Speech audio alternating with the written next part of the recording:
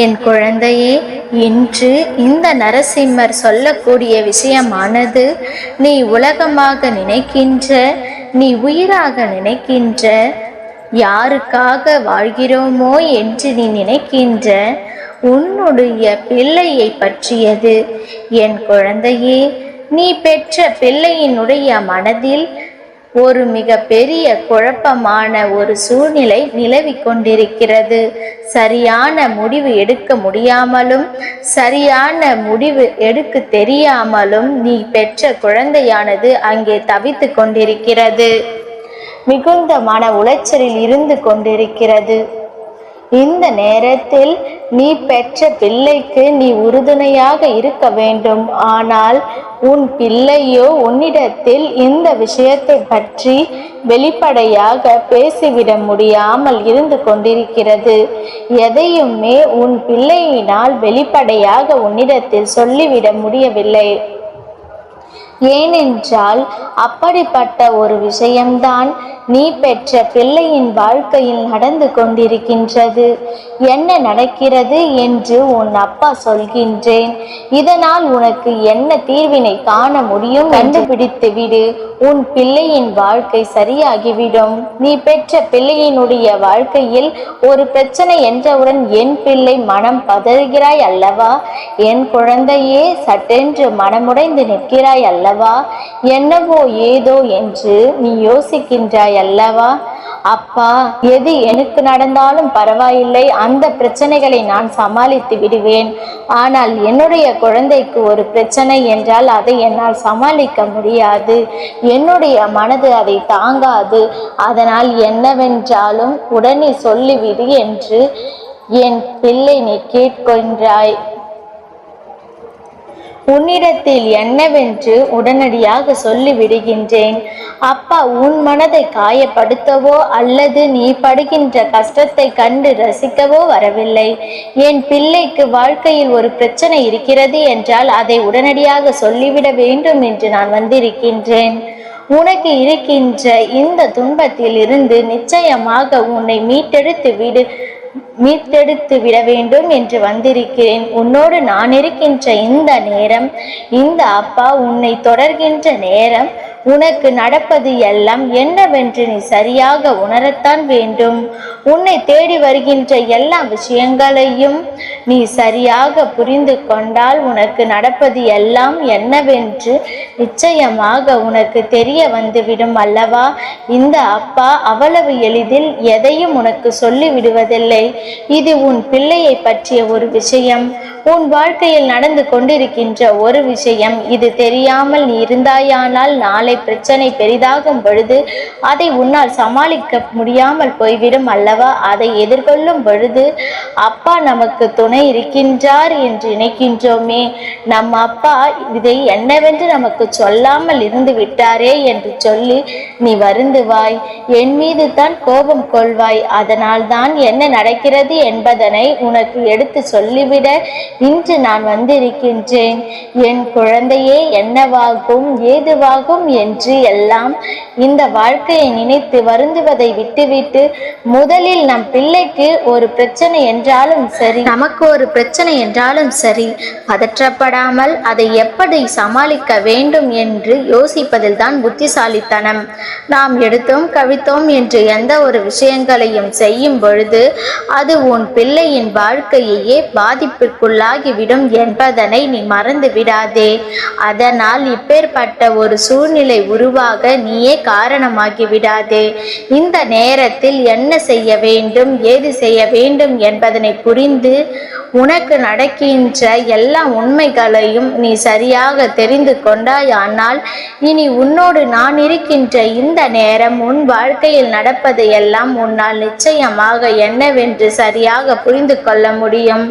என் குழந்தையே, நடக்கக்கூடிய நல்ல மாற்றங்களை எல்லாம் நான் உனக்கு சரியாக தந்து கொண்டிருக்கின்ற இந்த நேரம் நீ எப்பொழுதுமே உன்னை சூழ்ந்து வருகின்ற பிரச்சனைகளை பற்றி மட்டும்தான் யோசிக்கின்றாயே தவிர, இந்த பிரச்சனைகளில் இருந்து நாம் ஒரு தீர்வினை பெறும் பொழுது அது நமக்கு ஒரு தெளிவான முடிவை கொடுக்கும் என்பதனை நீ உணர்வது கிடையாது.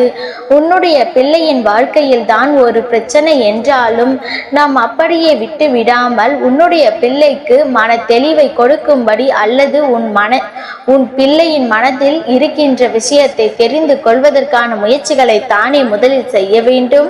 நீ சட்டென்று என்ன பிரச்சனை, உனக்கு ஏன் இப்படி இருக்கின்றாய் என்று கேட்டாயானால் ஒரு காலமும் உன் பிள்ளை உன்னிடத்தில் எந்த ஒரு விஷயத்தையும் பகிர்ந்து கொள்ளாது. உன் பிள்ளை படுகின்ற கஷ்டத்தை உன்னிடம் சொல்லாது.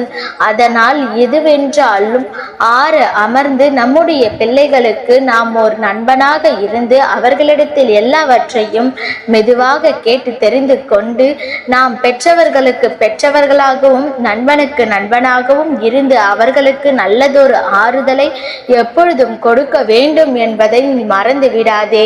என் குழந்தையே, என்ன நடந்தாலும் எது வந்தாலும் நீ ஆசைப்பட்டது எல்லாம் உனக்கு நிச்சயமாக நடக்க வேண்டும். நீ எதிர்பார்க்கின்ற எல்லாமும் இந்த வாழ்க்கையில் உனக்கு நல்லபடியாக மாற்றி கொடுக்கும். நிச்சயமாக உன்னுடைய வாழ்க்கையிலும் நீ பெற்ற பிள்ளையின் வாழ்க்கையிலும் இருக்கின்ற பிரச்சனைகள் எல்லாம் ஒன்றும் இல்லாததாக மாறிவிடும். குழந்தைகள் சிறு வயதாக இருக்கும் பொழுதே இப்பொழுதெல்லாம் சில விஷயங்களை நம்மிடத்தில் மறைக்க பார்க்கிறார்கள்.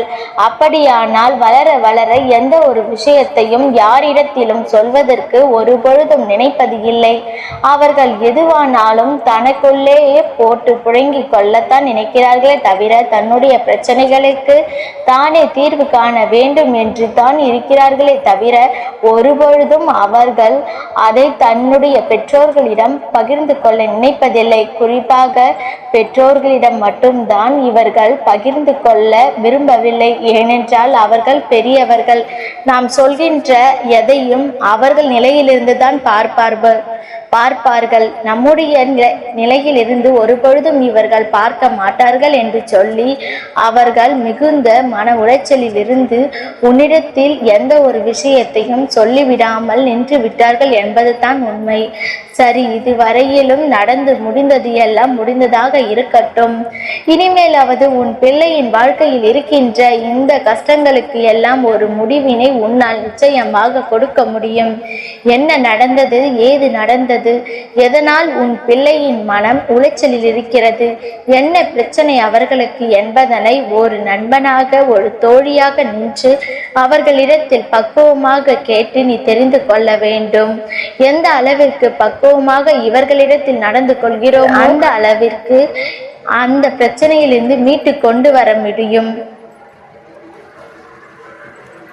நாம் எதையுமே கோபம் கொண்டோ அவர்களிடத்தில் அவசரப்பட்டும் ஆத்திரப்பட்டும் அதை கையாள நினைக்கும் பொழுது நாளை இது மிகப்பெரிய கஷ்டமாக மாறி விடுவதற்கு ஒரு வாய்ப்பு இருக்கிறது என்பதனை நீ மறந்து விடாதே.